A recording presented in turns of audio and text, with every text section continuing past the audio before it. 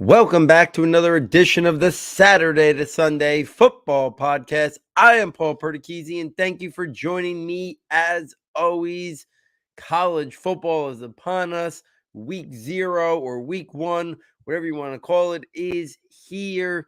And here at Saturday to Sunday, we are going through our 2023 positional preview shows. If you missed the previous 2 episodes, please go back and check them out. The first one I did with Jeff Abercrombie, we went through, it was about 20 running backs in great detail, strengths, weaknesses, developmental areas. I shared my rankings. We talked about guys who we think are going to be early round picks, some sleepers, some guys who can rise. And then the most recent episode, I went through and broke down 16 quarterbacks in great detail, shared my rankings, shared guys who I think could rise up, went through my film analysis on those 16 quarterback prospects. We are going to continue with our positional preview shows. Tonight, we're going to do tight end.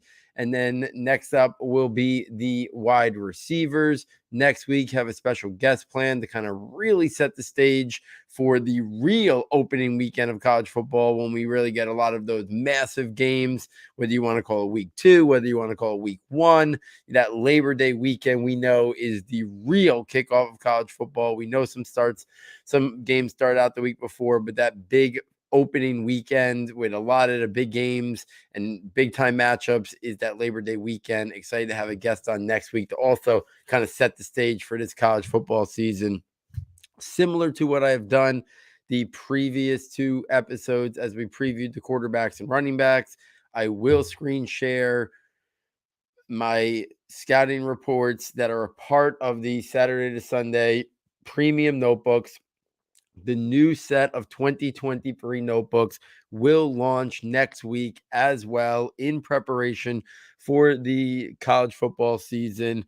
There will be a podcast kind of going through talking about what is in the notebooks, sharing details on that. But here, if you are somebody who is watching this positional preview show on YouTube, you will see some of those initial scouting reports, keyword being initial. They will be edited, updated, and dramatically altered and modified over the course of this college football season and in the pre-draft process. So this is really just the beginning of the process here in terms of this evaluation. So it's going to be kind of fun to kind of see how these guys evolve and, where it takes them on their draft process. So let's get right into it for tonight and go to the tight ends. I'm going to, similar to last time, going to talk about these prospects, strengths, functional areas, developmental areas, NFL role, NFL draft projection. So let's start first off, before we even get into the first prospect, which is going to be Erick All from Michigan. This tight end class is really intriguing. To me, there is more top end talent, and I also think there's more intriguing talent. I thought last year's class was a little bit underwhelming. I know some people love Trey McBride. I like Dulcich. Isaiah Likely's making a name for himself in preseason, kind of put into rest that his pre-draft process, which really saw him fall from like a top 2, top 3 tight end in this class. Maybe he just had a bad combine, bad pre-draft process, but he's shown that athleticism that made him a big-time player on film, and I think scared people off when he tested so poorly. I think this class is much more intriguing than last year's class. I think we could have possibly 2 guys going round 1. I think the talent level of these guys, I've gone on record, and we'll get to him tonight. But, I look at this class, and there's one guy in particular that his skill set, if he hits, could invoke some people thinking Kyle Pitts, and maybe not that level, but I do think his ceiling, if he hit it, could be that. And we'll get to that player tonight. And then also another guy who I think is somewhere on the Pat Freiermuth to TJ Hawkinson level, and maybe even better than TJ Hawkinson in terms of a prospect. So I think there's some top end talent in this class, and kind of excited to talk about it here tonight. So let's get right into it. I'm going to start first with Erick All out of Michigan. He's a senior. He's 6'4", 251 pounds. Last year, he caught 36 passes for 437 yards and 2 touchdowns. When I watch All play, to me, he's got good size, average frame, good overall athleticism, quickness, and movement skills with the ability to attack the seam and pick up yards after contact. He's got above average to good body control, ball skills. He's got the length to win at the catch point. He's versatile to play inline, detached, or as an H-back. So Erick All is a guy who I don't think is garnering a lot of attention, but I'm intrigued with him. I think he's a guy that really, we could see this year definitely emerge a little bit in terms of what people see for him. To me, he's a depth tight end, but I think he's got the upside to develop into a tight end 2 or even a starting tight end down the future. I think he's more of a Dave Perry type player right now. But if he has a strong year, I could even see him kicking into the latter part of round 3. But I think right now he's more of a Dave Perry guy, but I could see the NFL being intrigued with him for sure. Some things that I'd like to see him work on: his route refinement, refine his blocking techniques a little bit. He's not a burner. He's not a speedster. I think his speed is probably about average. But I think his movement skills and quickness make him appear a little bit faster than maybe he is. So I'm interested to kind of see all this year and how he progresses and develops. And can he be a guy that kind of rises up these tight end rankings into that day 2 mix, where right now I see him a little bit more of a Dave Perry type guy. Next up is Jaheim Bell out of South Carolina. He is a junior. He is 6'3". He is 230 pounds. Last year, he had 31 receptions for 497 yards and 5 touchdowns. What I really like about Bell's game is, while he's a little bit undersized, obviously at 6'3", 230, he's got good to very good athleticism. He's got movement skills. He's got speed. He's got separation quickness. To me, he's a versatile offensive weapon with the ability to really produce yards after contact. Great rack ability, great yak ability. He's got good hands. He's got above average body control, ball skills, and route running. In terms of some things, his frame is obviously a little bit concerning for a tight end. He's not going to be able to do much in terms of blocking or holding the point of attack. I think play strength in terms of winning at the catch point, winning contested catches, he might be hindered there. He doesn't have great length or catch radius. But I do think he's an offensive weapon who could do a lot of different things. When I watched him play, he reminds me a lot of last year coming out of Maryland with Chike Okonkwo. I think Jaheim Bell could be a better version of Okonkwo, who I was intrigued by. So I think Bell is a guy that, another one of those guys, he could be a complimentary pass-catching tight end or use it as an offensive weapon. You can run jet sweeps to him. You can do push passes to him. So there's a lot of different things you can do with him. I think he's also on that round 3, round 4 mix, depending on a role that someone envisions. If they think he could really be an integral part of their offense as this movable chess piece, I think he can go somewhere late day 2. I think his profile as being a guy who's not going to be able to block, not going to be able to play in line, means he's probably going to be more of a day 3 guy, similar to Okonkwo. I could see him going somewhere in round 4. If we keep this moving, next up is Jahleel Billingsley, formerly of Alabama, now of Texas. He is a senior. He's 6'4". His listed weight is only 213 pounds, which that jumps off at the page at you. That's got to change, and it's got to change dramatically by minimum 20 pounds. 20 to 25 pounds, that's got to change by the time the pre-draft process rolls around. Last year, he kind of fell into Nick Saban's doghouse. He played sparingly, 17 catches, 256 yards, and 3 touchdowns. When he was utilized, when he was given an opportunity, we started playmaking ability that Billingsley possesses. I've been a big fan from a couple years now. And if he puts it all together, I think the sky is really the limit for him in terms of his upside, his potential. Yeah, he's only got average size. Obviously, I talked about the frame is something of major concern that he needs to add to. But if you take that away from it right now and just, look at him as like a mismatch tight end who's going to be more used exclusively in the pass catching role. He's got very good to great athleticism. He's got movement skills. He's got quickness. He's got yak ability. He's got speed. He can attack the seam. He shows good hands. He's got length. He's got the ability to high point and adjust for the football. He's versatile to line up in the slot. He could be a move tight end or even put him outside as a wide receiver. I think Billingsley this year is going to be very motivated. New environment there in Texas. Whatever kind of dropped him out of favor with Alabama, he's going to get a fresh start here. I'm intrigued by Billingsley. I think he's a little bit low on rankings that I've kind of glanced at since I did mine. But if you just kind of take all the other stuff out of it and just look at the traits, to me, he is a extremely athletic pass catching tight end. Obviously, that frame needs to start right there. That's got to get to, we just talked about Jaheim Bell. He was at 230. That's minimum. He's got to be 230 to even have a shot here, and preferably 235. So he's got a lot in terms of adding weight, adding muscle to that frame. But to me, he's got the upside to be a complementary to starting tight end exclusively in a pass catching role at the next level. So we'll see if he can develop and get stronger, fill out his body, add weight, add muscle to that. But if he does, and he can sit at a doghouse, I think he could have a really strong statistical year and see his stock dramatically climb in terms of some people's eyes. I still am a big fan of Billingsley's talent, and I'm excited to kind of see what happens with him this year. I think on his natural upside and talents, he's around 4 guy.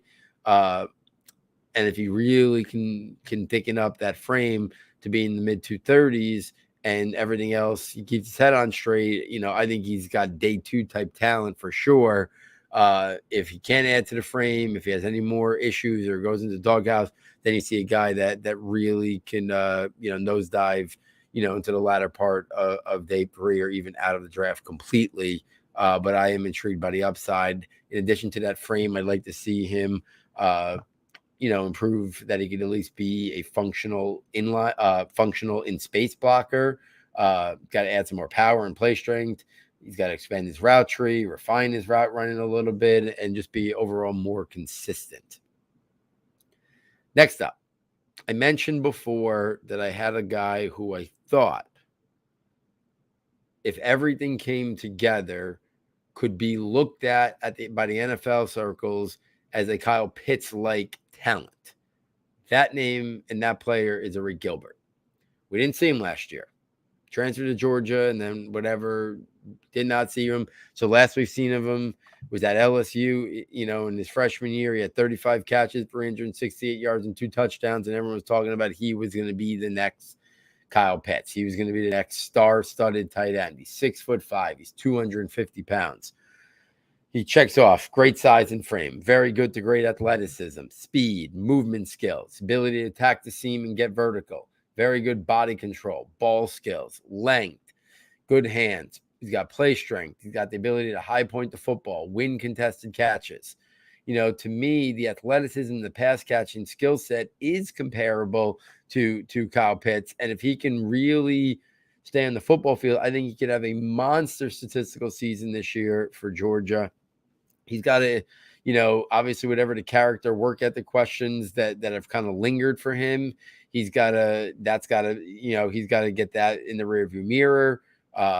Whatever the reason why he missed the 2021 season. I mean, those are things that, we're just not privy to. But if those aren't questions in the pre-draft process and he shows some refinement in terms of his blocking technique and expanding and maybe refining his route running, this is a guy who's got the talent to be tight end 1 in this class.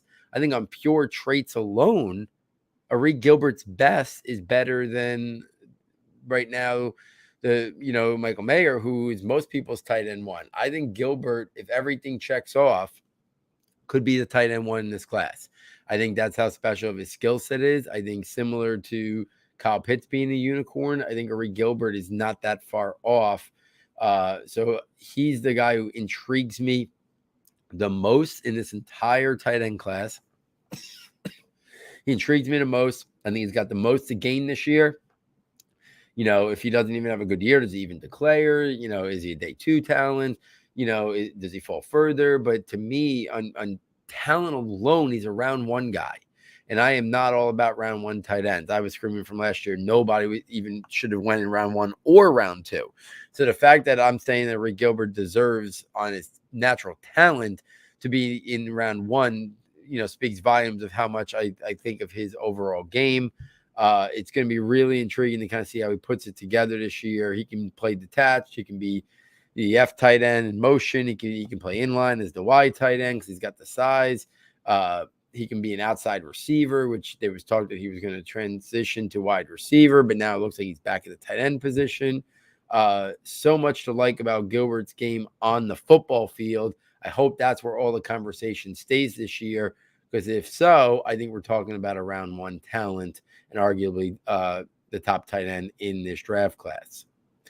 Up next is Theo Johnson from Penn State. He's a junior. He's 6'6", 260 pounds. Last year, he had 19 receptions, 213 yards, and a touchdown. Great size and frame, very good athleticism. He's got and movement skills. He's got speed for a guy that size and frame. He's got explosiveness off the line of scrimmage and burst for that. He's got very good catch radius, length, and ball skills with the ability to high point the football. He's got good hands. He's got functional play strength and power right now. I'd like to see him clean up his blocking techniques a little bit, refine his route running, expand his route running, show better understanding of route concepts, and just have overall a more productive final season, if it is his final season in college before he declares for the NFL. I think he's a depth tight end, but I think he's got the upside to develop into a tight end too, or even a starting tight end in the future. I think he profiles best as a wide tight end, lining up in line. I think right now he's a day 3 prospect. Could he be a guy that kind of borders that round 3, round 4? Yeah, but I think right now he's more of a round 4, round 5 guy. Most likely could develop into a tight end too, but I do think he's still got an intriguing blend of size, frame, athleticism, and movement skills that maybe down the line he could even materialize into a starting tight end for a team. So Theo Johnson, a lot to prove this year, but intrigued by the traits. Can he put it all together and see his stock rise a little bit this year is what I'm going to be looking for. Next up, out of Utah, the senior, Dalton Kincaid. He's 6'4". He's 241 pounds. Last year, he had 36 receptions for 510 yards and found the end zone 8 times. He's only got average size, slightly undersized frame, but he's got above average to good athleticism, movement skills, separation quickness, route running, and releases off the line of scrimmage. Although he's got good body control, shows good hands. He's got ball skills. He's got the ability to adjust and high point passes. So Kincaid, I think, is a depth to complementary pass catching tight end, but I do think he has some upside. If people like the guy like Kyle Granson, I think, Dalton Kincaid kind of falls in that world, right? Years ago, it was Dalton Keene right out of Virginia Tech. I think Dalton Kincaid kind of fits that profile, and so does his teammate that we're going to talk about a little bit later in the show, but they both kind of profile as that type of player. It's a little bit on the older side for prospect. You'd like to see the frame be a little bit better than 240, especially if he's going to be asked to do any blocking at the next level. Not going to be a guy who probably can do much in terms of holding the point of attack or blocking. That's just not his forte. He gives good effort, and he's tough, and he's got good play strength, but in terms of blocking, I just don't see it. But Kincaid is a guy who I think you can play detached. You can be that motion F tight end. You can be an H-back role. A variety of things you can do with Kincaid. I think he's definitely a day 3 type talent, somewhere in that round 4, round 5 mix right now as we head into this upcoming college football season. Next up, Tucker Kraft. Might not be a name that you're familiar with, but you should get yourself familiar with him quickly and be prepared for him to kind of springboard pretty high in the tight end ranks by the time next NFL draft rolls around. Think Dallas Goedert. That's who he reminds me of a little bit. Out of South Dakota State, the junior, 6'4", 251 pounds. He's got good size and frame, above average to good athleticism, movement skills, and speed. He's got good footwork and yak ability in the open field. He's got above average to good length, ball skills, hands, and body control. He's a tight end too, with upside to develop into a starting tight end sooner rather than later. There's a lot to like about his game. Obviously, the level of competition at South Dakota State is always something we're going to be concerned about. in some developmental areas. He's got to improve his pass block sets. He's got to show some refinement in his route running. He's got to show an expansion of his route tree, but he gives good effort in terms of blocking. He's willing to block. He's a better run blocker than pass blocker. He shows functional separation, quickness, and play strength and power. I think he can be detached. I think he can be the F motion tight end. He can play inline, so he's got a lot of versatility. To be a weapon at the next level. I am really intrigued with Tucker Kraft. I think if the top kind of stays true to Mayer and Gilbert, I think tight end 3 is up for grabs. And I think Tucker Kraft is a guy who can very much be in the mix and might be the third most talented tight end in this upcoming draft class. Next up, Zack Kuntz out of Old Dominion. He was on Bruce Feldman's freak list. He's the junior, red shirt. He's a red shirt junior. He's 6'8", 250 pounds. He had 73 receptions, 692 yards, and 5 touchdowns last year.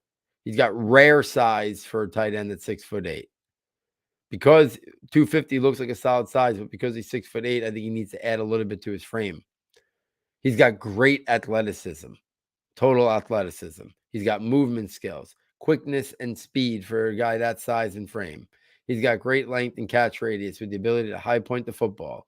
He's got above average to good ball skills with the ability to attack the seam and be a red zone weapon. Obviously, level of competition is something that of concern coming from Old Dominion. He needs to add to that frame, which we talked about. He's got to show more power and play strength with the ability to hold the point of attack. He's got to improve his blocking techniques. But there's a lot to like about his game. The size, really intriguing. The athleticism, really intriguing. To me, similar to what I said tonight, a couple guys. He's a depth tight end, day 3. But he's got the upside to be a tight end 2, or even down the line of starting tight end due to his size, athleticism, and pass catching ability. Really intrigued by the Old Dominion tight end. Kind of excited to kind of see. I think he'll have another really strong year, but that pre-draft process is going to be really intriguing for guys like Kuntz, guys like Tucker Kraft. So Kraft and Kuntz are 2 guys you're not seeing on many rankings. You got to get familiar with them. A guy we have seen for a couple years now is Sam LaPorta out of Iowa. He's a senior. He's 6'4". He's 250 pounds. He's got average size, good frame, above average to good overall athleticism and movement skills. He's got good play strength, contact balance, toughness, and physicality. He creates space at the catch point. And after the catch, in terms of his yak ability, he's got good ball skills and body control. He shows the ability to adjust. He's got average to above average route running and separation quickness. LaPorta is a guy who has been on our radar here at Saturday Sunday for a couple years. I think he's got the upside to be a starting tight end. I think he can be the inline wide tight end or be detached. I think he's got day 2 type talent. I'd expect him to kind of come off the board. Last year we saw Dulcich in round 3. We saw Jelani Woods in round 3, right? I think we look at a guy like Sam LaPorta, and I think he belongs in that mix to be a day 2 type guy, intrigued by his talent. He's got to clean up some drop issues. He's got to refine his route running a little bit, expand his route tree. He doesn't have the best length, but, improve his blocking techniques a little bit. But there's a lot to like about his game. I'm excited to kind of see LaPorta this year, to continue to kind of cement himself as a top 5 tight end in this class and probably a day 2 pick in the NFL draft next year for 2023. Next up, Cameron Latu out of Alabama. He's a senior. He's 6'4", 237 pounds. Last year, he had 26 receptions, 410 yards, and 8 touchdowns. He's average to above average size. He's got to add to his frame, get that closer to 250 than 237. He's got good overall athleticism, movement skills, and short area quickness. I think his speed is probably average as well as his route running, but I think he's got good body control with the ability to high point and adjust to the football and use his body to win contested catches. Some areas I'm looking for some development this year and growth. His releases off the line of scrimmage. I'd like to see a little bit more refinement in terms of his blocking, a little bit more refinement in terms of his route running, show a little bit more of an expanded route tree, and show the ability to attack the seam. But we saw plays from Latu last year, that have me intrigued with his overall skill set. And I think he's a guy that, could climb some ranks a little bit as this college football season goes on, because I really do think he's an intriguing talent. We obviously know he's got the Alabama helmet on, so that's going to increase. I think he's a tight end too, but I do think he's got the upside to become a starting tight end. To me, he is an inline wide tight end if he continues to add weight to his frame and get up to like that 250. Or you can line him up as a detached tight end. I don't think he's really a guy that profiles as like the ideal motion or movement tight end. I think he's more detached or an inline guy if he could add weight to that frame. I kind of put him where I put a bunch of guys so far tonight in that round 3, round 4 mix, because I do think he's got an intriguing skill set to really materialize and have a even better year to kind of set the stage for him to improve his draft stock, throughout this, upcoming college football season. Next up is Will Mallory out of Miami. He's a senior, red shirt, 6'5", 248 pounds, 30 receptions, 347 yards, and 4 touchdowns. To me, he's a depth tight end 3. Maybe he's got some upside, develop into a tight end 2. But even at his size and frame, I think it's mostly as a complementary pass-catching tight end. I think he's got good size, average frame, average to above average athleticism, movement skills, and speed. He's got the ability to attack the seam, good body control, catch radius, and ball skills with the ability to adjust and high point the football. Some areas I want to see him clean up. He's had some drop issues. I think he's got to play with a little bit more play strength and power. Show that he can be functional in terms of his blocking techniques and holding the point of attack. So we'll kind of see. Mallory is a guy, some people are higher on than me. I think he profiles best, that you line him up detached. He could be an H-back or, motion F tight end. I think he's got to be a complementary pass catching tight end at the next level, a depth piece for sure. I kind of think he's more of like a late day 3 type guy at the next level. Next up, Michael Mayer at Notre Dame. Junior, 6'5", 251 pounds. Last year, he caught 71 passes for 840 yards and 7 touchdowns. I mentioned before that I thought Gilbert could kind of, if he hits everything and everything checks out, could be a Kyle Pitts-like talent. Well, I think Michael Mayer is the most complete and balanced tight end in this class by far. To me, he reminds me of like part Pat Freiermuth and part TJ Hawkinson. We know Freiermuth fell to the second round. Hawkinson went in the top 10. I think Michael Mayer is much more of a guy who we're going to see going like the top 20, top 25, than fall to where Pat Freiermuth did a couple years ago. He's got very good size and frame, above average overall athleticism and movement skills. He's got, I'd probably classify his long speed as average, but he's got very good to great play strength, toughness, and physicality. He used it in his routes and at the catch point. He's got good route running with great body control, ball skills, and hands with the ability to adjust and high point the football. The only area that I kind of thought I was looking for some development maybe during this year is maybe clean up and refine his blocking techniques a little bit. I really think he's a functional blocker. But I do think there's some technique stuff that if he cleans up, that he could become a really good blocker. He's not an explosive player, but he's not a slow player. So like I think his athleticism overall is above average to good. Same thing with his movement skills. I think his straight long speed is probably just about average. But I think he's quick enough. I think he's smooth enough. And you combine that with his route running and his ball skills and his body control. And I think you see a guy who really is the complete package. Like I said, part TJ Hawkinson, part Pat Freiermuth. He steps, immediately into a starting tight end role at the next level. Next up, Luke Musgrave out of Oregon State, another guy that was on Bruce Feldman's freak list. He's a redshirt junior. He's 6'6", 250 pounds. He didn't do a lot last year. He had 22 catches, 304 yards, and 1 touchdown. I think he's a depth tight end with the upside to be a tight end 2 or starting tight end in the future due to his natural athleticism and traits. I think he's best as an inline wide tight end. Great size, average frame. I think, good athleticism, speed, movement skills, and agility. Very good to great catch radius and length with the ability to high point the football. He shows good toughness and physicality. You see it in his routes. You see it at the catch point, and you see it when blocking. I thought he had good hands. I'd like to see more refinement to his route running, expand his overall route tree, show, a little bit better in those regards, and just overall production. I'd like to see more production this year to get a better feel on his upside as a pass catcher. So Musgrave is an interesting guy, especially when he finds his way onto Bruce Feldman's freak list. He's a guy that's going to intrigue people.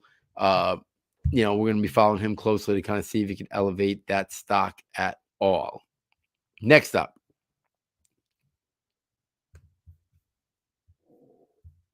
Luke Schoonmaker, the other Michigan tight end. He's a senior. He's 6'5", 248 pounds. Very good size. I'd say the frame's about average, above average to good athleticism and movement skills. He's got good play strength and toughness.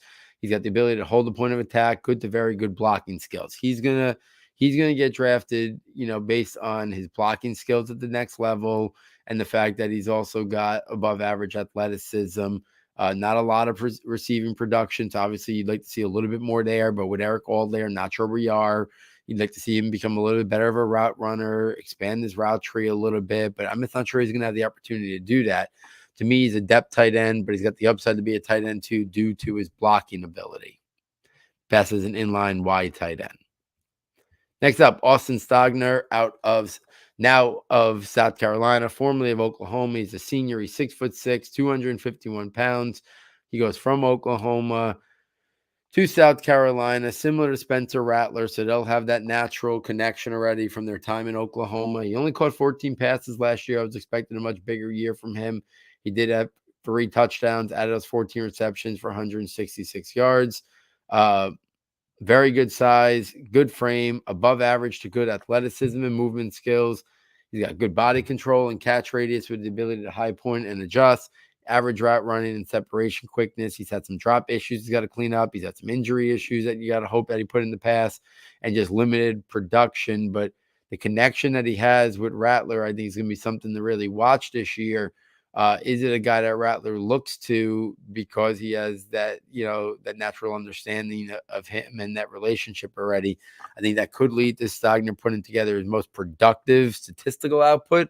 And if that's the case, and then you add in, the athleticism and movement skills capabilities and the body control and ball skills, and I think it's an interesting player that we can kind of see where he falls. To me, he's a depth to a complementary pass catching tight end with the size to play inline or could be used as an H-back in some offenses.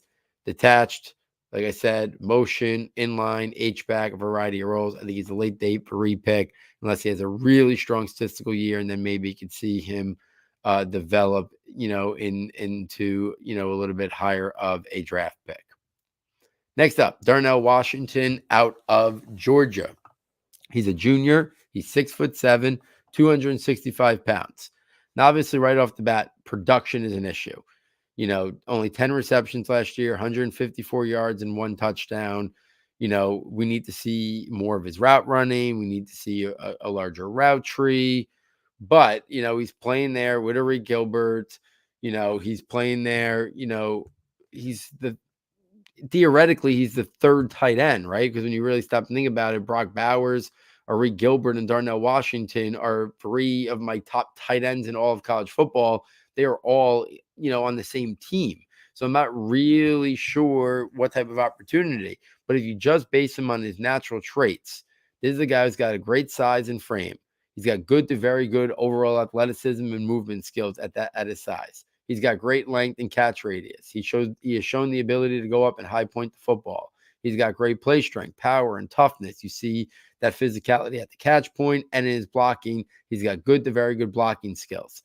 His blocking skills immediately has him on the radar as a day per guy. But if he can show in the limited opportunity that he could also be a good pass catcher, especially with that natural athleticism, we're talking about a guy who could be a tight end 2 due to his blocking ability with the upside to become a starting complete tight end based on his receiving upside that he has. He's a true traditional inline wide tight end. I think because if you add his blocking and you add his athleticism, I think he's very much on that round 3, round 4 mix. I know I've talked about a couple guys on that round 3, round 4 mix with very different profiles, right? A guy like Jaheim, a guy like Erick All, and then I compared like, Darnell Washington. They all are very different players, all guys that I could kind of see with that round 3, round 4, current draft grade, and kind of see how, it finishes out this year or how the year plays itself out in the pre-draft process to kind of dictate, does it go late day 2? Does it go to day 3? For Washington, I think we know he's going to be a really strong blocker. If he only catches 10 passes again this year, I think NFL teams are going to be leery of that. But at the same time, he's the 3rd best pass catcher on the team. It might just be opportunity is limiting him and not his actual talent and upside. So for him, get into, he's only a junior. So, we'll see, but if he had an opportunity to play in any type of all-star game, he might have to wait to his pro day.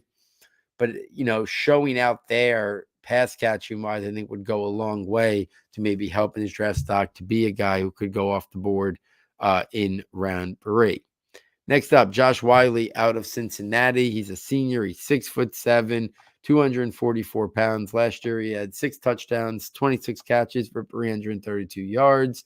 Great size. He's got to add a little bit to that frame. Good athleticism, movement skills, acceleration, long speed, separation, quickness, and route running.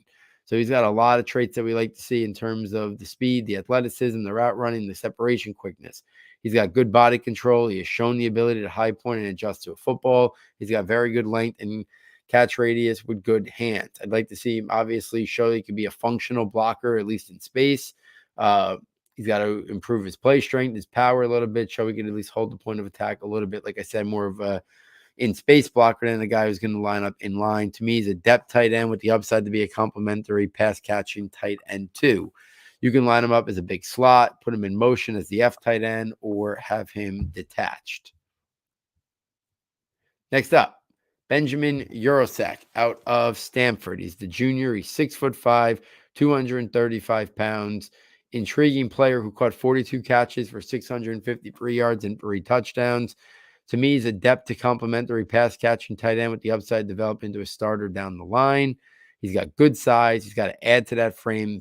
15 pounds, ideally 10 minimum, ideally 15.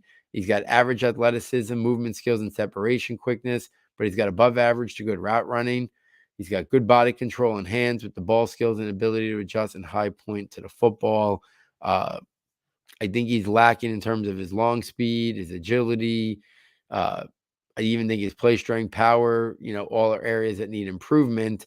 So this is a guy that while he was productive last year, I think there's a lot of things that we need to see development and growth before I kind of look at him as like a top 5 or top 6 tight end in this class. He could play in line, I think, as a wide tight end, but he's got to add that 10 to ideally 15 pounds. You can line him up detached. I think he's another guy who's probably on that round 3, round 4 mix. I'd put him more as a day 3 type talent because there's things I want to see him improve upon, but I think, he could intrigue teams enough that he at least can be on that border of round 3, round 4. For me, he'd be more of a day 3 guy than a day 2 guy, but, 42 catches, 653 yards for a college tight end is nothing to sneeze about. So he warrants our attention. But in terms of his trait-based analysis, I think there's some areas definitely that I'd like to see him improve upon, refine a little bit. So we'll kind of see if he can take that next step this year. So there it is, guys. My look at the tight end position. I definitely am intrigued with this tight end class. If we kind of go through my current rankings, for the tight end position, right now, I know it's a little controversial. It's more of a 1A, 1B, but right now I have Arik Gilbert at the top. I have Michael Mayer second. Again, Mayer is the safer. He's the more balanced. He's the more complete tight end. But if we're just basing it on taking any character concerns to the side and just look at natural physical traits, Gilbert is superior to Mayer. I understand Mayer probably going higher than him if there's any concerns for Gilbert. But Gilbert has the ability to make people think of Kyle Pitts. Michael Mayer has the ability to make people think of TJ Hawkinson. I think Gilbert a little bit more of a special talent if he hits it than Mayer. So that's why I have him slightly ahead, whether you want to call it 1-2, whether you want to call it 1A, 1B. Gilbert and Mayer, a tier of their own, round one guys. I think tight ends in round one have to be very special. I think these guys have the capabilities to be. Last year, I didn't think there should be any tight ends to go until round 3. This year, right now, I think Gilbert and Mayer are guys that could easily could and should go round 1 if everything checks out. Third in my tight end rankings is Tucker Kraft out of South Dakota State. I said it before, he reminds me a lot of Dallas Goedert. Really intrigued with his skill set. I think he could be a guy who could be on that round 2, round 3 border. I have Sam LaPorta out of Iowa. I think he's a round 3 type talent. Plug him right in to be a starter. And then after that, I kind of have that from 5 till I'll say about 11 are all guys that I think right now are kind of on that 3-4 cusp. And it starts with Jaheim Bell out of South Carolina. He's number 5. I said he reminds me a lot of Chig Okonkwo. Jahleel Billingsley out of Texas is number 6 for me. Cameron Latu out of Alabama is 7. Darnell Washington is 8 out of Georgia. Benjamin Yurosek is 9 out of Stanford. Erick All out of Michigan is 10. Dalton Kincaid out of Utah is 11. Those guys really, I think, can be shuffled in a lot of ways in terms of what you're looking for. That kind of takes me through 11. I round out my, I'll say the top 15 with Dalton Kincaid. Dalton Kincaid was 11. Theo Johnson was 12 out of Penn State. Zack Kuntz was 13 out of Old Dominion. Luke Musgrave was out of Oregon State was 14. Josh Whyle out of Cincinnati was 15. And then we're talking about guys who I kind of had last year. I skimmed right Brand Keith before out of Utah, another guy who I think is very much an athletic, pass-catching tight end, very similar to like Kyle Granson a couple years ago. I think Kincaid has kind of leapfrogged him in terms of draftable, prospect in terms of a higher draft position, but I think Keith could be a late day 3 guy, but not much has changed in his profile, so I didn't go through it again. And then Will Mallory at 17, Austin Stogner at 18, and Luke Schoonmaker at 19. Guys who I think could really rise up. I think Billingsley, if he could add that 20 pounds of weight and stays on the field, could have a really good year. I could see him jumping all the way into, the tight end 3-4 mix right there with Tucker Kraft and Sam LaPorta. And most people don't even have him at 6 like I do right now, but I think he can leapfrog guys like Jaheim Bell. I think he can leapfrog for other people, guys like Yurosek and stuff like that. I also think Cameron Latu could see himself rise up, go ahead, be the 5th tight end in this class potentially. Maybe even push Sam LaPorta to be tight end 4. But I think Latu can get into the top 5 mix. He intrigues me a lot. So I think Billingsley and Latu are the guys I could see moving up. I could also see Zack Kuntz out of Old Dominion maybe going in, the latter part of day 2. I think I have him right now graded as my 13th best tight end, but I could easily see him jumping into, that 6 to 7 range, 8 range, and being a late, round 3 or early round 4 type guy, depending on how many tight ends come off the board. Obviously, we know only like 4 or 5 will probably come off the board in the first 3 rounds. So some good tight ends will fall to round 4. Not all that different than what happened this year, right? We saw Daniel Bellinger fall to round 4. We saw Isaiah Likely fall to round 4. Charlie Kolar fell to round 4. Cade Otton fell to round 4. So round 4 could be guys like Cameron Latu, Jahleel Billingsley, Darnell Washington, Benjamin Yurosek, Erick All these guys can go in round 4. Jaheim Bell, like any of these guys could go. If it's only 3 or 4 guys, I think we know 2 guys are locks at Gilbert and Mayer, and then we'll see about Tucker Kraft and LaPorta. I think those are day 2 type talents, but then you're going to have a very interesting early part of day 3, similar to this past year, where you're going to have a lot of guys I'm intrigued by the athletic guys who were on Bruce Feldman's freak list. The Zack Kuntz out of Old Dominion, who I mentioned, Luke Musgrave out of Oregon State, Josh Whyle out of Cincinnati. All three of those guys could jump up this year, and be more, maybe push some of these other guys down a little bit. I'm intrigued with all three of those guys' skill sets. So there it is, guys. The quick snapshot preview of the 2023 tight end class. Hopefully you're enjoying these positional preview shows. Please get back and look over the running back and quarterback shows.